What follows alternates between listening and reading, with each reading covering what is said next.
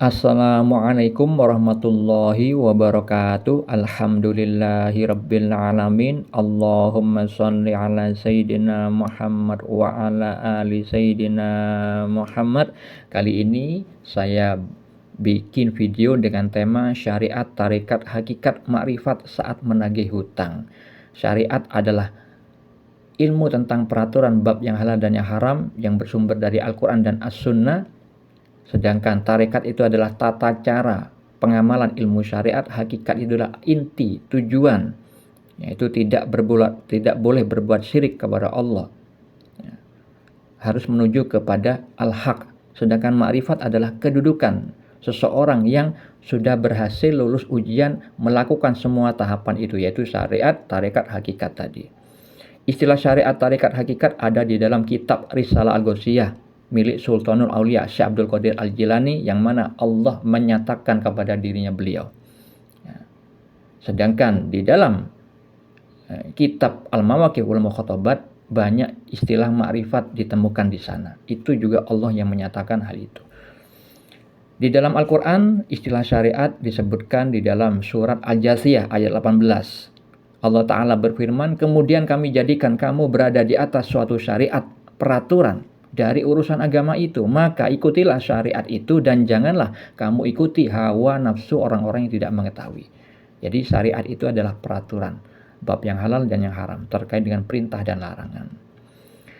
Tema ini saya angkat karena di dalam kehidupan sehari-hari banyak orang binasa karena hutang piutang. Itu seperti yang dikatakan Sultan Aulia Syekh Abdul Qadir Al-Jilani, banyak orang binasa karena dunia. Karena apa? Tidak mengerti hakikat dunia itu. Tujuan dunia itu adalah sarana beribadah, bukan untuk diperbutkan, bukan untuk dibuat sarana ketamakan. Maka kita harus mengetahui dengan ilmu ma'rifatullah, yang mana ilmu ma'rifatullah adalah berkaitan dengan syariat, tarekat, hakikat.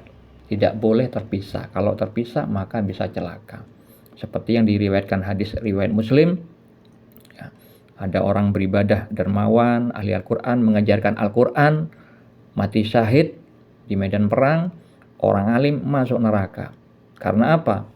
Beramal, bertarekat, tapi kolbunya tidak berhakikat. Jadi syariatnya bersedekah, baca Al-Quran, berperang, terus mempelajari ilmu orang alim, itu sudah benar. Caranya secara lahiriahnya sudah benar beramalnya, tapi hatinya tidak berhakikat, tidak menuju kepada al-haq, yaitu Allah Subhanahu wa Ta'ala, berbuat syirik di dalam hatinya, ingin dipuji manusia, akhirnya masuk neraka. Nah, untuk itu di dalam menagih hutang juga ada ilmunya, sehingga tidak binasa seperti yang banyak disiarkan di berita-berita, ada orang dibunuh karena menagih, menyakiti hati. Nah, seperti itu fungsinya ma'rifatullah di saat menagih hutang. Kita jangan lupa bahwa manusia itu diciptakan untuk beribadah kepada Allah Subhanahu wa Ta'ala, sebagaimana firman Allah di dalam surat Az-Zariyat ayat 56. Allah Ta'ala berfirman, "Aku tidak menciptakan jin dan manusia melainkan agar mereka beribadah kepadaku." Dan ibadah itu tidak hanya sholat, puasa, zakat, umroh, dan haji jika mampu, tapi semua hal bisa dijadikan sarana beribadah kepada Allah kalau orang itu bermakrifat kepada Allah, mengenal syariatnya, asmanya, sifatnya, af'alnya. Nah, ketika kita memberikan hutang, itu juga ibadah, karena terkait dengan memberikan kelapangan, mengangkat suatu kesulitan, yang mana hal itu disebutkan oleh Nabi Muhammad SAW. Beliau bersabda di dalam hadis riwayat Muslim nomor 2699, "Barang siapa yang melapangkan satu kesusahan dunia dari seorang mukmin, maka Allah melapangkan darinya satu kesusahan di hari kiamat. Barang siapa memudahkan urusan orang yang kesulitan dalam masalah hutang, maka Allah Azza wa Jalla memudahkan baginya dari kesulitan di dunia dan akhirat." Allah senantiasa menolong seorang hamba selama hamba tersebut menolong saudaranya. Itu ilmu syariatnya tentang keutamaan, tentang pemberitahuan memberi hutang itu mengangkat kesulitan yang dialami seorang mukmin itu adalah ibadah. Maka ketika kita sudah tahu bahwa memberi hutang itu adalah ibadah dan kita akan mendapatkan respon yang baik dari Allah Subhanahu wa taala kalau kita juga meresponnya dengan benar. Ingatlah bahwa kita itu akan diuji oleh Allah Subhanahu wa taala dengan keburukan dan kebaikan sebagai cobaan sebagaimana yang difirmankan di dalam surat Al-Anbiya ayat 35. Dan kita akan diuji oleh Allah dengan sedikit ketakutan, kelaparan, kekurangan harta, jiwa, maksudnya kekurangan jiwa itu maksudnya sakit, dan buah-buahan maksudnya musim paceklik. Hal itu terdapat di dalam surat Al-Baqarah ayat 155. Nah, kalau kita sudah mengenal ilmu syariatnya, maka kita melangkah pada tahapan berikutnya, bertarekat. Tarekat itu adalah tata cara atau kaidah mengamalkan ilmu syariat yang sudah dipahami. Ya, kalau misalkan Anda dalam spiritual taunya tarekat A, tarekat B, tarekat C, itu tata cara gurunya masing-masing, tetap saja sumbernya Al-Quran dan As-Sunnah. Karena Nabi Muhammad SAW sudah bersabda bahwa kita tidak akan tersesat selama berpegang teguh kepada Al-Quran dan As-Sunnah. Dan Allah juga menganjurkan untuk mengikuti Nabi Muhammad SAW yang mengeluarkan manusia dari kegelapan, dari gelap gulita, menuju cahaya terang benderang, menuju jalan Tuhan. Jadi yang tadi itu adalah tentang ilmu syariatnya. Sedangkan tarekatnya atau tata cara mengamalkan cara menagih hutang disebutkan di dalam hadis riwayat Al-Bukhari nomor 2076.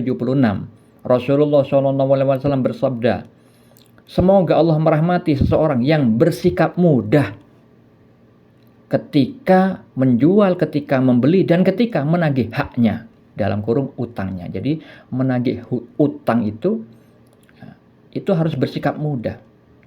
Makna bersikap mudah ketika menagih itu dijelaskan dalam hadis riwayat Ibnu Majah nomor 1965. Beliau bersabda, siapa saja yang ingin meminta haknya, hendaklah dia meminta dengan cara yang baik-baik pada orang yang mau menunaikan ataupun enggan menunaikannya. Jadi kita harus bersikap baik kepada orang yang mau membayar maupun orang yang sulit membayar. Entah itu memang sulit, yang mana kita tidak tahu di belakangnya ada masalah apa, atau memang sengaja tidak mau bayar, itu urusan Allah. Kita fokusnya hanya kepada Allah, diuji dengan itu. Bagaimana meresponnya? Keadaan hati kita itu loh yang dilihat. Karena apa? Allah itu melihat hati dan amalan.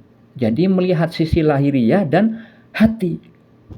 Jadi kalau misalkan kita menagih di lisan sopan, baik, senyum, tapi hatinya grundel, hatinya itu marah ketika ada orang enggan membayar atau misalnya menunda-nunda, itu kita sudah bersikap tidak makrifat. Karena apa? Lupa kepada Allah yang maha mengawasi. Ingat, kemampuan orang membayar hutang itu atas izin Allah. Itu ada ilmunya, ilmu hikmat kebijaksanaan. Wah, itu lebih rumit lagi kalau dijelaskan, makin panjang. Jadi intinya kita kalau diuji untuk urusan kita pribadi kepada Allah itu, apapun yang dijadikan sarana oleh Allah menguji kita, baik melalui saudara kita, melalui makhluk yang lain, melalui hewan misalkan, kita harus fokusnya kepada Allah. Hatinya, kolbunya selalu kepada Allah, sang penguji. Diuji dengan kebaikan dan keburukan sebagai cobaan, sebagaimana firman-Nya di dalam surah Al-Anbiya ayat 35. Nah, jadi kalau misalkan kita tidak ridho terhadap musibah buruk yang ditimpakan oleh Allah, maka Nabi sabdakan Allah murka. Perlu diketahui ada rahasia besar di balik bersikap mudah menagih hutang. Allah Ta'ala berfirman di dalam surah Al-Baqarah ayat 280. Dan jika orang yang berhutang itu dalam kesukaran, maka berilah tangguh sampai dia berkelapangan dan menyedekahkan sebagian atau semua utang itu. Lebih baik bagimu jika kamu mengetahui hal besar. Ketika orang mampu menyedekahkan sebagian atau bahkan semuanya kepada orang yang sulit membayar hutang. Hal ini juga disebutkan oleh Nabi dalam hadis riwayat Muslim, barang siapa memberi tenggang waktu bagi orang yang berada dalam kesulitan untuk melunasi hutang atau bahkan membebaskan hutangnya, maka dia akan mendapat naungan Allah. Jadi sikap makrifat ketika menagih hutang adalah dia harus mengikuti syariat, dia harus bertarekat dengan benar, keadaan kolbunya juga harus benar menuju kepada Allah, tidak boleh tidak ridho kalau mendapat keburukan, maka dia sudah berhakikat. Itulah kedudukan orang makrifat ketika menagih hutang. Assalamualaikum.